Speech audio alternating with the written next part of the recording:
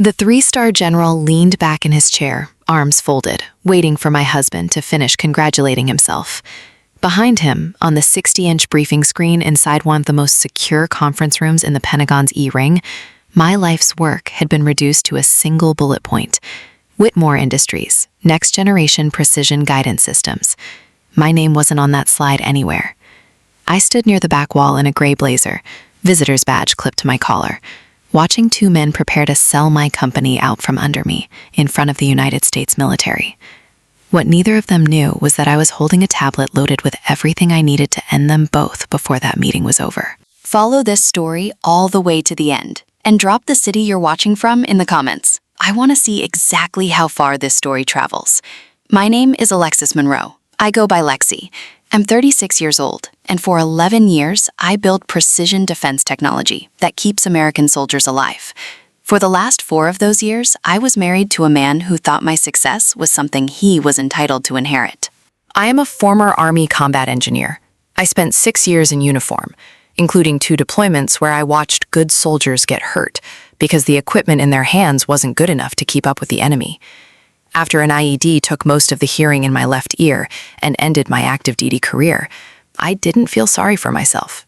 I got angry, and I turned that anger into blueprints.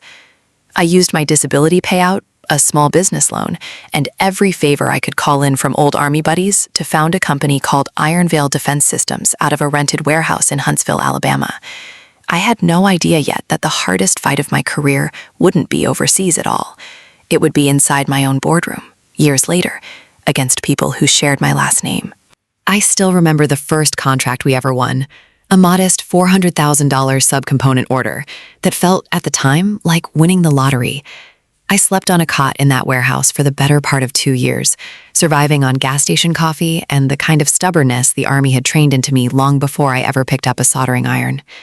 Every late night, every rejected proposal, every investor who looked at my rank instead of my resume and asked if I had someone more senior to walk them through the technical details, I absorbed all of it, and I kept building anyway, because quitting had never once been part of my training.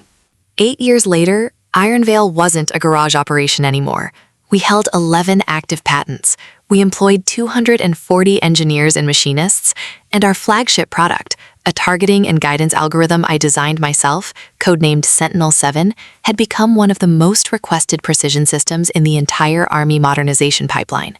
Analysts valued the company at roughly $340 million. Every dollar of that had my fingerprints on it, my sleepless nights, my scars. I met Connor Whitmore at a defense industry gala in Washington 3 years into building the company. He was handsome in that expensive, unbothered way. Old money, perfect teeth, a laugh that made rooms turn toward him. He told me that night that he found what I'd built genuinely impressive for someone who started with nothing. I should have heard the insult buried inside the compliment. Instead, I heard a charming man who seemed interested in me, not just my balance sheet. I was 28, exhausted from running a company alone, and I let myself believe I'd finally found a partner instead of just another obligation. I told myself exhaustion wasn't the same as loneliness, even though some nights it was hard to tell the difference. Connor came from the Whitmore family, old guard defense industry royalty. His father, Gerald Whitmore, had built Whitmore Industries into a respected contractor back in the 80s and 90s, supplying components to half the programs of record at the time. But Whitmore Industries hadn't landed a major contract in almost a decade. A quiet scandal involving inflated testing data had cost them their reputation with procurement officers, and Gerald had spent 15 years watching smaller, hungrier companies like mine, eat his lunch. In his mind, none of that decline had ever really been his fault. It was always the market, or bad luck, or people like me getting handed opportunities his generation had to earn the hard way. I didn't know any of that history when I fell for Connor. I only found out later, piece by piece, the way you find out a house has termites, a little sagging here, a soft spot there, until one day the whole floor gives way. After we married, Connor told me he wanted to be part of what I was building, not just my husband cheering from the sidelines. It sounded romantic. I gave him the title of Chief Strategy Officer at Iron Veil. It was, without question, the single worst business decision I ever made. At first it seemed fine.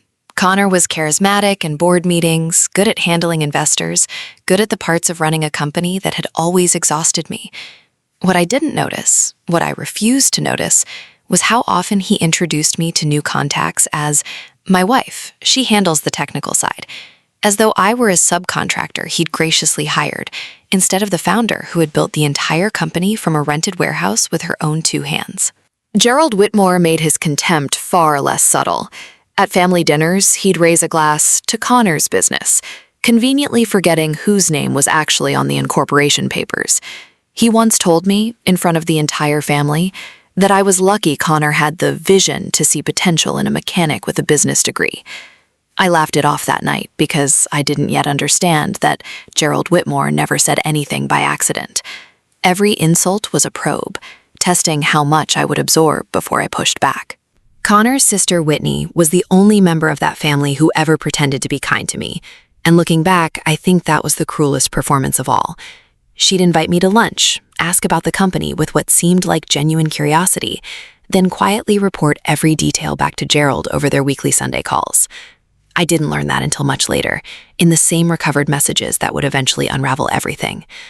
Whitney wasn't part of the licensing scheme itself, but she had known about it for over a year, and she'd sat across from me at a dozen family dinners, knowing exactly what her father and brother were planning, while I passed her the mashed potatoes and asked about her kids. I told myself their attitude didn't matter, because the company was still mine on paper. Every patent Iron Veil held, including Sentinel-7, the technology that made us valuable to the Pentagon in the first place, was filed not under the parent company, but under a separate intellectual property holding trust I had created years before I ever met Connor. Back when a mentor from my old Army unit warned me, never let anyone get between you and what you built, even the people you love. I hadn't set up that trust because I predicted my marriage would fall apart. I'd set it up because it was smart business. It turned out to be the smartest thing I ever did. The cracks started showing about 8 months ago. Connor began taking calls in his car instead of the house. He started scheduling strategy lunches with his father that he never put on our shared calendar. Board packets that used to come to me first started arriving late, sometimes with pages missing. When I asked Connor about a private equity firm called Meridian Defense Group that kept appearing in his call logs, he told me it was just networking. I let it go because I had a company to run and 100 fires to put out every single day. That was exactly the space they needed to operate in. One night, I found Connor standing in our home office at nearly midnight, quickly minimizing a window on his laptop when I walked in. He told me he was reviewing vendor contracts, which might have been believable if vendor contracts typically made a grown man's hands shake when his wife opened a door. I remember standing there in my robe, watching him force a smile. The thing about spending 11 years reading the fine print on federal contracts is that it trains a certain kind of paranoia into you. Small inconsistencies started to bother me the way a splinter bothers you long after you've forgotten exactly where it went in. R&D budget lines that didn't reconcile, a consulting fee paid out to a shell company called Halcyon Strategic Partners that nobody in finance could explain, a board resolution from 6 weeks earlier that I apparently abstained from voting on, despite having no memory of that meeting even happening. I didn't confront anyone yet.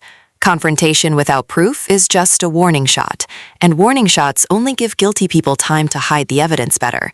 Instead, I did what I was trained to do in a combat zone when something felt wrong before I could prove why. I slowed down, I watched, and I started quietly gathering intelligence. The break came on a Tuesday night, in a way I never could have planned. Our son, Ethan, is 7, and he'd been using an old family iPad to watch cartoons before bed. When I picked it up to put it on the charger, a notification flashed across the lock screen, a message preview from a group chat named WI Inner Circle, a thread I had never seen before and was not a part of. The iPad was old enough that it still shared an iCloud backup account from before Connor and I separated our devices for work security, back when we trusted each other completely. My hands were steady. 11 years of handling live ordnance and classified briefings will do that to you. I sat down at the kitchen table after Ethan went to sleep, and I started digging through the device's backup history, the way I'd once been trained to comb through a supply chain looking for a single missing serial number. The group chat itself had been deleted from the thread list weeks earlier, but deleted isn't the same as gone. Anyone who has ever restored a phone from an old backup knows that. It took me most of that night and the following two, working after Ethan was asleep, cross-referencing backup snapshots, before I recovered enough fragments to reconstruct the conversation. I am not a forensic data specialist, but I spent 6 years as a combat engineer solving problems with no instruction manual and no time to ask permission. And I called in exactly one favor from an old Army friend who now works in private sector cybersecurity. 3 days later, he sent me a message with a single line. "You need to sit down before you open this." He walked me through the mechanics of it afterward. In plain terms, the thread had never actually been erased from Apple servers, only unlinked from the visible message list on the device, and a targeted restore from an old local backup was enough to pull the fragments back into readable form. I did not sit down.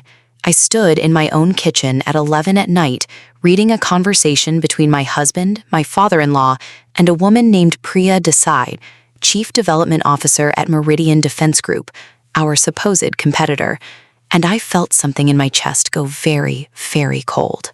My friend had recovered 142 messages spanning 14 months, along with 3 PDF attachments Gerald had shared directly in the thread: draft term sheets, a valuation model for Sentinel-7 that priced my life's work down to the decimal point, and a private legal memo from a firm I'd never heard of, outlining restructuring pathways to minimize founder resistance. One of Priya's messages also referenced a Singapore facility transfer schedule I didn't understand yet, a detail that would matter far more than I realized that night. I read that phrase 3 times before I understood what it meant. I was the founder. I was the resistance they were planning to minimize. Gerald had opened the thread months earlier with a message that read, "The golden goose finally laid an egg worth something. Sentinel-7 changes everything for us if we can get it out from under her." Connor's reply came only 2 minutes later. "She still thinks this marriage is about partnership. Give it another quarter, we push the board to restructure her role to Chief Technology Advisor, non-voting. She'll be too proud to fight it publicly." I kept scrolling. I made myself keep scrolling, even as my stomach turned over and over. Priya from Meridian had written, "Once the licensing rights transfer to us, Whitmore gets exclusivity on manufacturing, and Gerald gets his name back on the map. She gets a severance package and a thank you card." Gerald had responded to that message with a single laughing emoji, followed by, "She built a nice little toy. It's about time it belonged to people who actually understand its value." There was more. There was so much more. A message from Connor complaining that I was impossible to read lately, like she suspects something, followed by his own father telling him to take her on that anniversary trip to Aspen, keep her distracted, keep her calendar full of nothing that matters. I felt sick reading that one, because I remembered that trip. I remembered thinking, for one foolish week, that my husband still loved me. The messages went on to lay out a timeline. In 14 months, the men had planned to use a manufactured unanimous board vote to strip me of my CEO title. That vote would be assembled through shares Gerald had quietly acquired via 2 shell entities over the previous 2 years. Entities I would later learn were funded partially with money diverted from Iron Veil's own research budget. Once I was sidelined, Connor, as the public face of company strategy, would finalize an exclusive licensing agreement, transferring manufacturing rights for Sentinel-7 to Meridian Defense Group, in exchange for a payout large enough to fully fund Whitmore Industries' return to relevance, with Gerald installed as chairman of the new joint venture. The final message in the thread, the one that made my hands finally start shaking, came from Gerald. "Once the Pentagon deal closes under our name, nobody will remember it was ever hers. That's the whole beauty of it. Her name disappears, and the company finally has a name people respect again." Even Whitney appeared in the thread twice, offering small, chilling contributions of her own, once confirming that I'd definitely bought the Aspen trip story, and once suggesting the family wait until after Ethan's school year ended, so the custody stuff doesn't look rushed. Reading my sister-in-law calmly discuss the optimal timing for dismantling my marriage, my company, and my son's stability in the same breath she used to plan a barbecue was in some ways the message that hurt the most. Family, I was letting, could be a much larger word than I'd ever realized, and not in a good way. I sat at my kitchen table until nearly 3 in the morning that night. Not crying.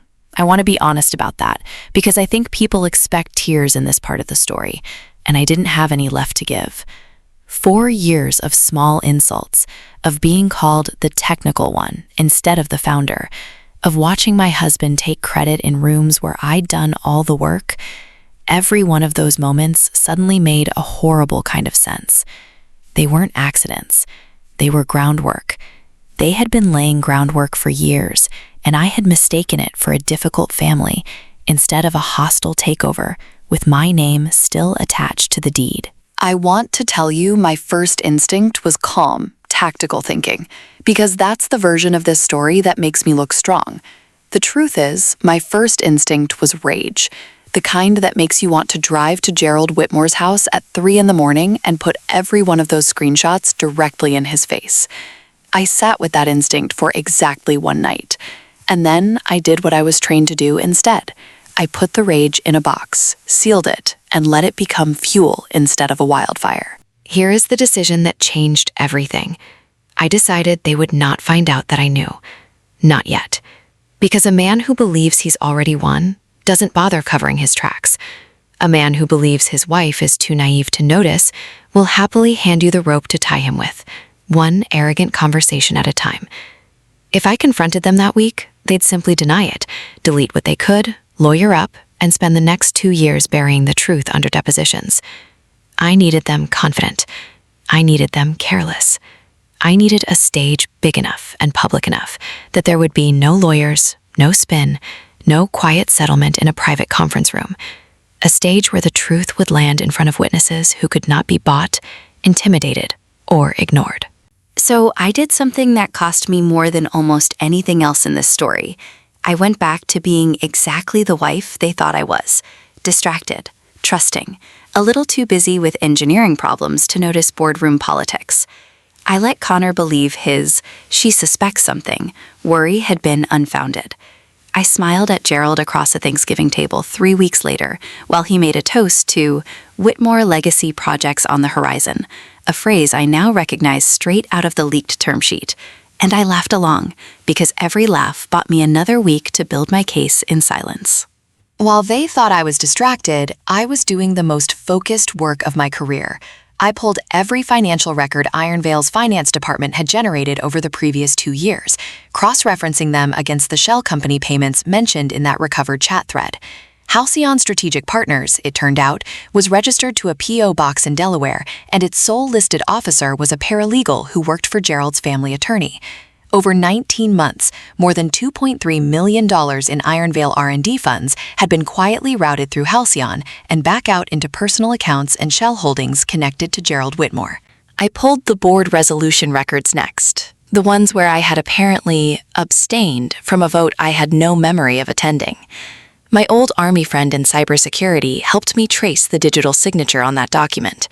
It hadn't come from my laptop, my tablet, or any device registered under my name.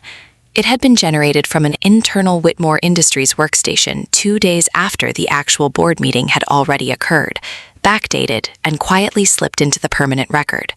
That was no longer a family betrayal. That was fraud, plain and simple, the kind that gets people disbarred, fined, and in the worst cases, indicted. Then I turned my attention to the patents themselves, the crown jewel they thought they were about to steal. I contacted the intellectual property attorney who had helped me establish the holding trust years earlier, a woman named Diane Okafor, who had no relationship whatsoever with the Whitmore family. I asked her one simple question. Could anyone, under any board resolution, real or forged, legally transfer licensing rights for Sentinel-7 without my personal signature as trustee? She looked at me over her glasses and said, "Lexi, they could vote to give away the building. They cannot give away what was never the company's to give. That patent trust has one signature, you." Diane pulled up the original filing on her screen and turned the monitor toward me, tracing her finger down to the signature block. "Whatever they're planning," she said, "they're planning it on paper that doesn't hold weight. The only question now is whether you want to stop them quietly or whether you want them to find that out in the worst possible room of their lives." I didn't answer her right away, but somewhere on the drive home that evening, staring at the Capitol dome lit up gold against the dark, I already knew which answer I wanted. That single fact was the whole war, distilled down into one sentence. Gerald and Connor could manipulate the board. They could forge documents. They could plot for 14 months in a group chat filled with cruelty and contempt. But without my signature, any licensing deal with Meridian Defense Group was legally worthless. A contract for something they didn't actually have the right to sell. They had built an entire conspiracy on a foundation that didn't exist, and they were too arrogant to check. For the next 2 months, I watched the plan accelerate exactly the way the messages had described. Gerald began appearing at Ironvale more frequently, always introduced now as a strategic advisor, always subtly redirecting conversations away from me and toward Connor. Board packets kept arriving late. A junior board member I trusted, a retired colonel named Frank Delgado, pulled me aside after one meeting and said quietly, "Lexi, I don't like how the last 2 resolutions got handled. If you ever need someone in your corner, you already have me." I didn't tell him everything that day. I only told him to keep his eyes open. It turned out I would need him far sooner than either of us expected. There was one night, about 4 weeks into building my case, when I almost lost everything before I ever reached that conference room. Connor came home early and found me at the kitchen table with 3 laptops open, financial records spread across every inch of the surface.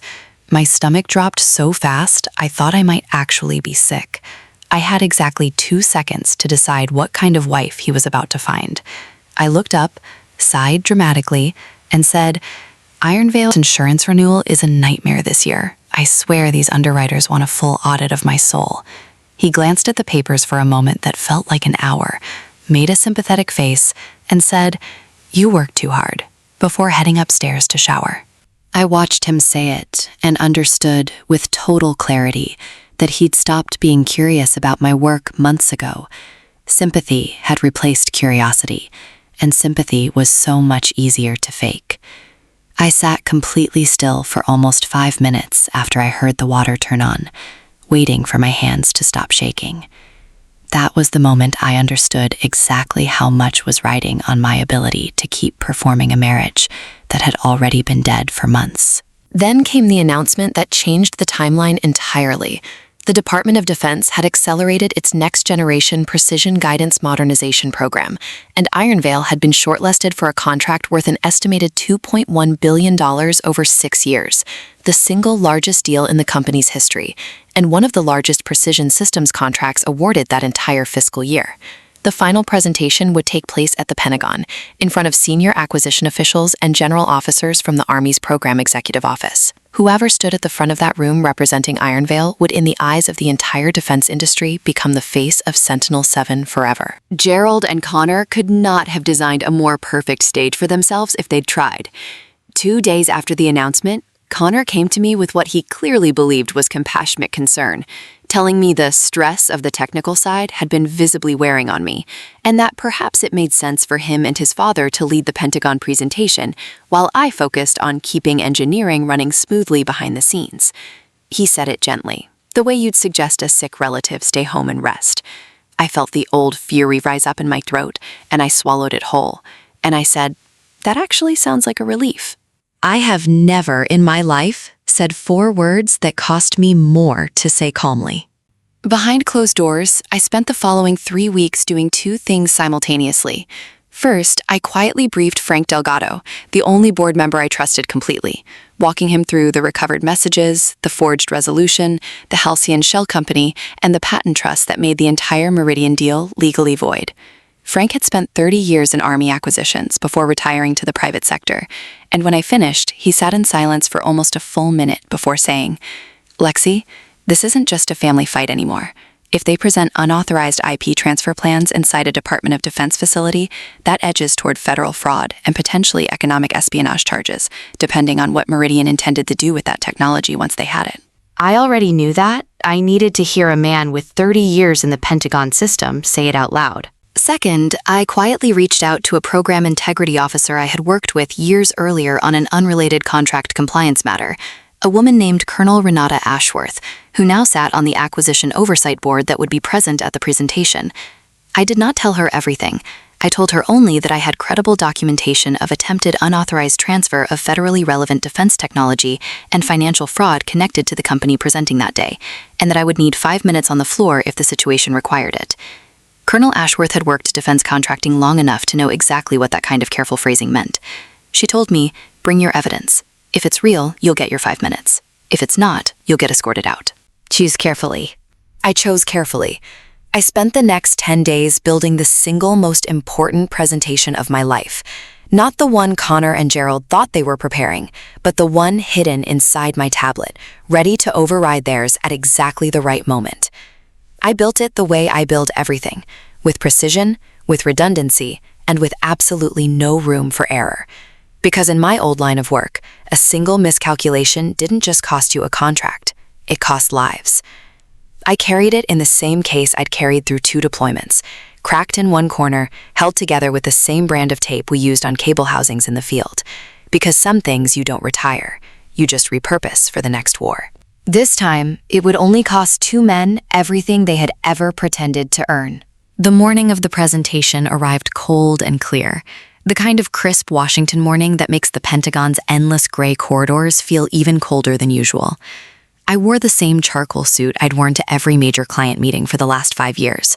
The one Connor once joked made me look like you're trying too hard to seem important. I looked in the mirror that morning and thought, quietly, that I had never tried harder to seem like anything in my life, and today wasn't about seeming. Today was about being exactly what I already was. The security line into the E-Ring conference wing took almost 20 minutes. Gerald complained loudly about it the entire time, the way rich men complain about inconveniences designed for people they consider beneath them. Connor stood beside him in a suit that cost more than most of our engineers' monthly salaries, running through his talking points under his breath, like an actor backstage. Neither of them looked at me more than twice. I had become furniture to them, and furniture doesn't need to be watched closely. That miscalculation of theirs handed me the only advantage I actually needed. The conference room itself was smaller than people imagine when they picture the Pentagon. No dramatic amphitheater, just a long polished table, a wall of monitors, and a row of flags standing at attention behind the head chair. 12 people sat around that table by the time we settled in. 2 Army lieutenant generals, a Navy rear admiral representing a cross-service interest in the guidance platform, 4 senior acquisition officials, 2 DoD contracting attorneys, Colonel Ashworth from the Oversight Board, and 2 civilian program managers who had spent the better part of a year reviewing our technical submissions. Every single one of them had the authority to end a company's career with a single unfavorable memo. Gerald opened the presentation. He was, I will give him this much, an excellent showman. Smooth, commanding, the kind of voice built over 40 years of boardrooms. He spoke about Whitmore Industries' legacy of innovation, a legacy that conveniently erased 15 years of irrelevance and one buried testing scandal. And he introduced Connor as the strategic visionary who has positioned this technology for its next chapter. I sat 2 seats down the table, badge reading Advisor Technical Operations, watching my own company's history get quietly rewritten in real time, in front of the very people who had the power to make that rewritten history permanent. Connor took over the floor with practiced confidence, clicking through slides that used my diagrams, my performance data, my 6 years of combat-tested design philosophy, without once mentioning my name as anything other than a line item under engineering support staff. He described Sentinel-7's targeting correction algorithm as though he understood the mathematics behind it, fumbling one technical term so badly that Rear Admiral Kessler across the table actually glanced down at his notes to double-check he'd heard correctly. I kept my face perfectly still. 11 years of military bearing does not disappear just because your heart is pounding. Twice, Connor glanced toward me for backup on a technical question he couldn't answer, some old instinct expecting the technical wife to quietly bail him out the way I had at a dozen investor meetings before. Both times, I simply held his gaze and said nothing, and both times he was forced to stumble through an answer that was close enough to correct that no one in the room caught the gap. No one except me, and the 2 Army engineers seated near the back who exchanged a brief, knowing glance I filed away for later. Halfway through the presentation, Gerald pivoted to what he clearly believed was his triumphant closing argument, a slide titled Strategic Partnership Expansion, outlining what he described as an emerging manufacturing collaboration with Meridian Defense Group to scale production capacity for Sentinel-7 beyond Iron Vale's current facility limitations. He said it so casually, so confidently, as though he were describing a routine subcontracting arrangement, instead of quietly informing a room full of federal officials that he intended to hand licensing control of a sensitive precision guidance system to a separate defense contractor without the actual patent holder's knowledge or consent.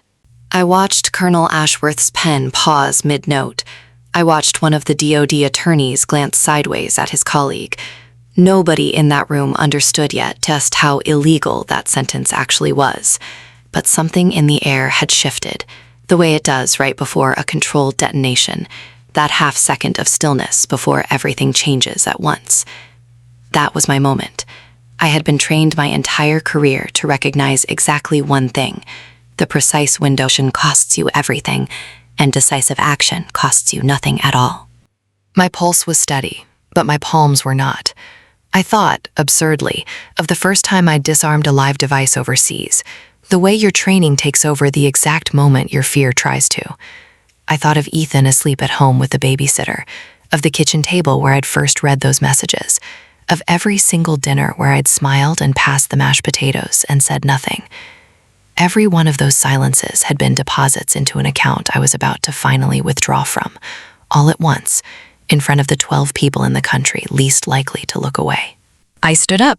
I want you to understand something about standing up in a room like that. It isn't dramatic the way it looks in movies.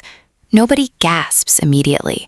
There's just a beat of confused silence as 12 very powerful people register that the woman they'd been introduced to as technical support staff is walking calmly to the front of the room, holding a tablet.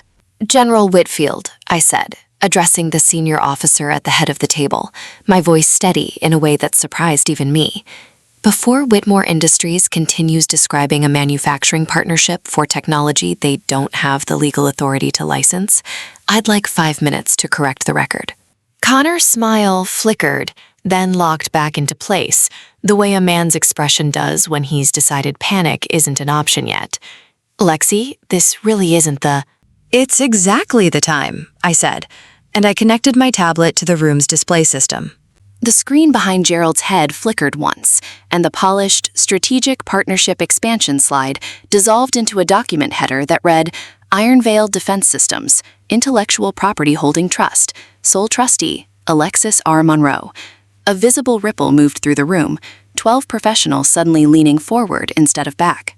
Sentinel-7, along with 10 additional active Iron Veil patents, is held not by the company Mr. Whitmore and his father represent today, but by an independent trust I established personally back when the company was barely 2 years old, long before Connor Whitmore ever walked into my life, I said, clicking to the next slide. The trust's registration documents, notarized, dated, unmistakably legitimate.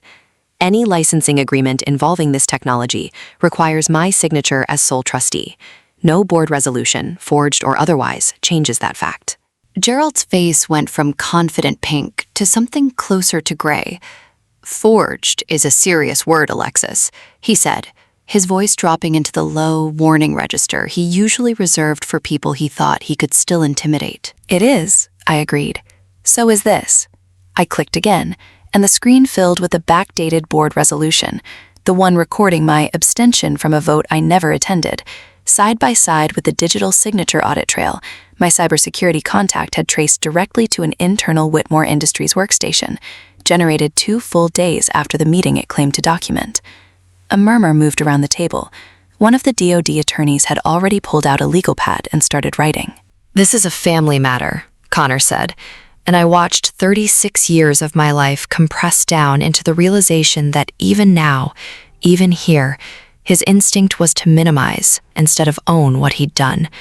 This doesn't belong in a Pentagon briefing. "You're right that it started as a family matter," I said, turning to face him directly for the first time since I'd stood up. "It stopped being one the moment you and your father decided to fund it with $2.3 million quietly diverted from Iron Veil's federally relevant research budget through a shell company called Halcyon Strategic Partners." I clicked to the financial trail. 19 months of transfers, laid out in a clean, undeniable line from Iron Veil's accounts to Halcyon to personal holdings connected directly to Gerald Whitmore. The room had gone completely silent now, The specific silence of powerful people recalculating in real time exactly how much trouble they had just witnessed walk through the door. And it stopped being a private matter entirely, I continued, my voice dropping, deliberate, controlled. The moment you both discussed transferring exclusivity on a federally funded precision guidance system to Meridian Defense Group without my knowledge, without my consent, and without any legal right to do so, in messages I am prepared to submit into evidence today. I clicked one final time, and the screen filled with the recovered WI inner circle thread. Gerald's words about the golden goose, Connor's line about keeping me distracted, the entire cold, calculated architecture of a plan to steal a company built to protect American soldiers, laid bare in the exact building meant to keep that technology safe. I did not read every message aloud. I didn't need to. Colonel Ashworth was already reading them herself, her expression hardening with every line. And beside her, Rear Admiral Kessler had gone very, very still, in the way that people do right before they stop being polite. "Gerald," General Whitfield said finally, his voice carrying the particular calm of a man who has spent 30 years learning to sound composed while furious. "Are you telling this board that you and your son knowingly attempted to transfer licensing control of a technology under active DoD evaluation to a third-party contractor using fraudulent corporate documentation without the legal owner's knowledge?" Gerald opened his mouth.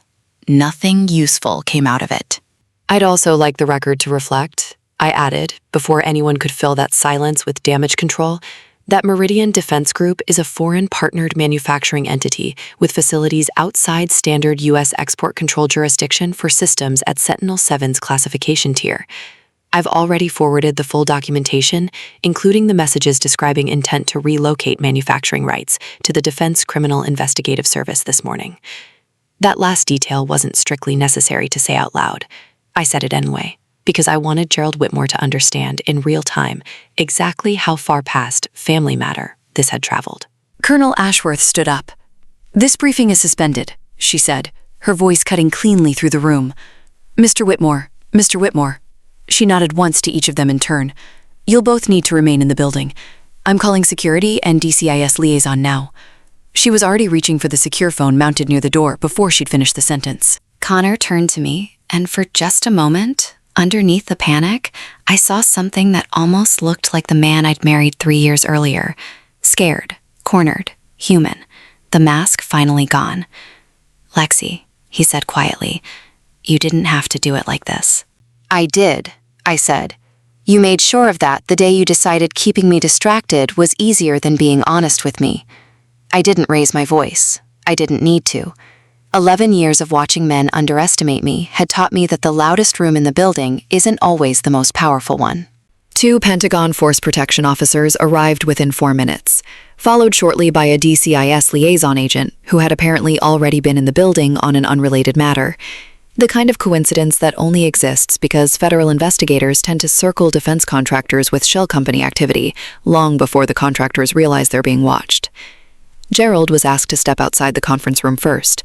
He didn't go quietly. I heard him, through the closing door, telling the officers this was an outrageous overreach and that his attorneys would have this room's clearance revoked by Friday. Nobody in that hallway looked remotely concerned about his threats, and honestly, neither was I.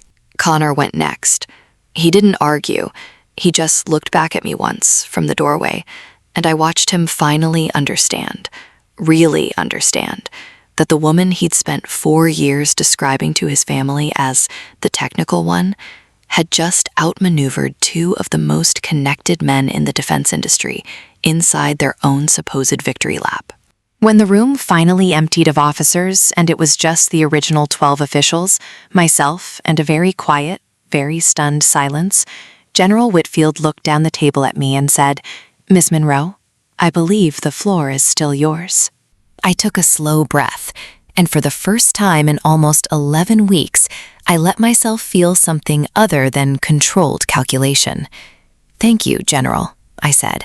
"I'd like to formally continue Iron Veil's presentation for the modernization contract, under Iron Veil's actual leadership this time."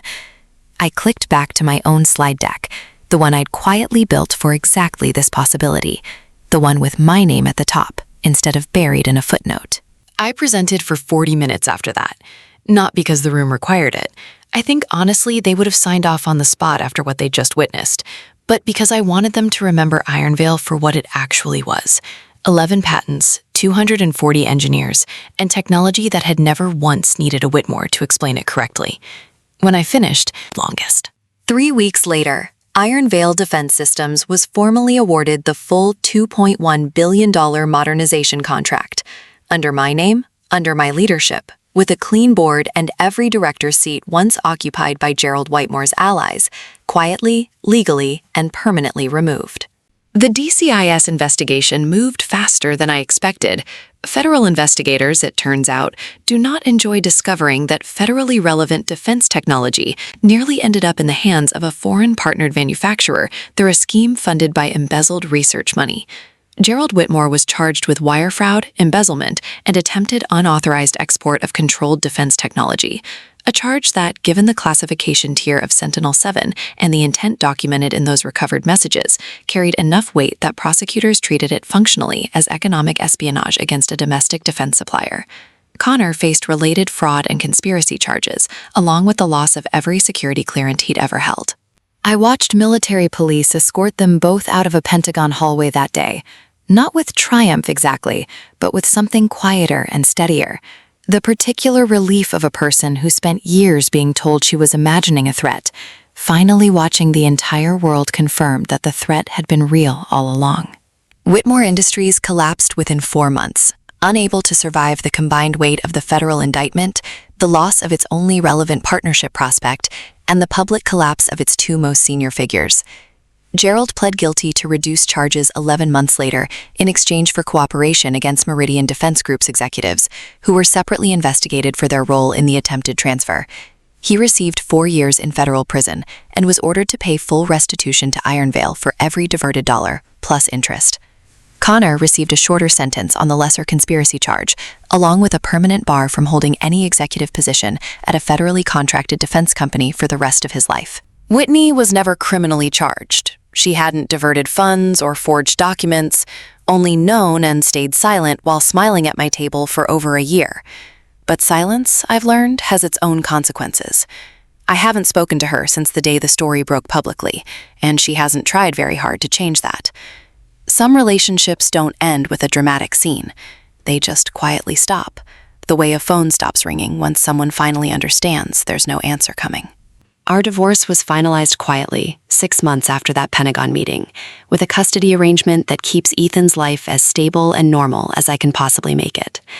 I made a decision early on that my son would never hear his father's name spoken with contempt in our house, no matter how much contempt I privately still carried. Ethan deserves to make his own peace with who his father is, on his own timeline, not mine.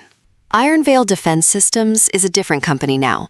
Not just larger, though we are that too, having added another 110 engineering positions to fulfill the new contract, but different in a quieter way. The board is entirely composed of people who earned their seats on merit, including Frank Delgado, who I promoted to vice chairman the week after that Pentagon meeting, because a man willing to risk his own reputation to tell a founder the truth deserves exactly that kind of trust in return. Ethan asked me once, months later, why Daddy didn't live with us anymore. I told him the truth, in the smallest, gentlest version I could manage, that sometimes grown-ups make choices that mean they can't live together anymore, but that had nothing to do with how much he was loved. He seemed to accept that, the way 7-year-olds accept most things, with a nod, a question about dinner, and a resilience that quietly humbled me every single day that followed. Watching him adjust taught me more about strength than any battlefield ever did. I still work 11, sometimes 12-hour days. Some mornings, I still catch myself checking the parking lot for Gerald's car before I've even had coffee, an old habit fading slower than I expected. Some things about me haven't changed and never will, but I don't work those hours anymore trying to prove I deserve the company I already built. I work them because I love the work, plainly and simply, the way I did back in that rented Huntsville warehouse before anyone ever called me the Golden Goose, before anyone thought my success was a resource to be quietly harvested, instead of a life to be respected. People sometimes ask me if I regret marrying Connor, if I regret the 4 years, the humiliation, the slow erosion of trust I mistook for a difficult family instead of what it actually was. I don't, not entirely. I regret trusting people who never deserved it. But I don't regret becoming the kind of person who, when handed a betrayal wrapped in expensive silk, doesn't fall apart. She builds a case, waits for the right room, and lets the truth do the rest of the work for her. Standing in that Pentagon conference room, watching 2 men who spent years calling me small get walked out in handcuffs, wasn't really about revenge, even though I understand why it looks that way from the outside. It was about refusing to let 2 men rewrite 11 years of my life into a footnote under their own names. It was about remembering, at the exact moment it mattered most, that I never needed their family name to matter. I only ever needed my own. Somewhere in a federal facility right now, Gerald Whitmore is spending his days learning exactly what it feels like to have something taken from you without your consent. I try not to think about that too often, but on the hardest nights, I won't pretend it doesn't bring me a certain quiet peace. I built something real out of nothing but stubbornness and bad coffee, and no amount of family money or boardroom scheming was ever going to be enough to take it from me. They spent 14 months planning my downfall. It took me exactly 5 minutes with a tablet to remind them who they were actually dealing with. So now I want to hear from you. If you found out the people closest to you had spent years planning to take everything you built, what would you have done differently? Confronted them the night you found out, or played the long game the way I did? Have you ever had someone underestimate you so completely that they handed you every piece of ammunition you needed without even realizing it? Tell me the city you're watching from down in the comments, and share your own story if you have one. I read every single one, and I promise you, after everything I've been through, there is nothing you can tell me that will shock me anymore. If this story kept you watching until the very last second, do me one favor before you go. Hit follow so you don't miss the next one, because I promise you, mine isn't the only story like this out there. And some of yours, the ones waiting in the comments right now, might be even harder to believe than what just happened to me.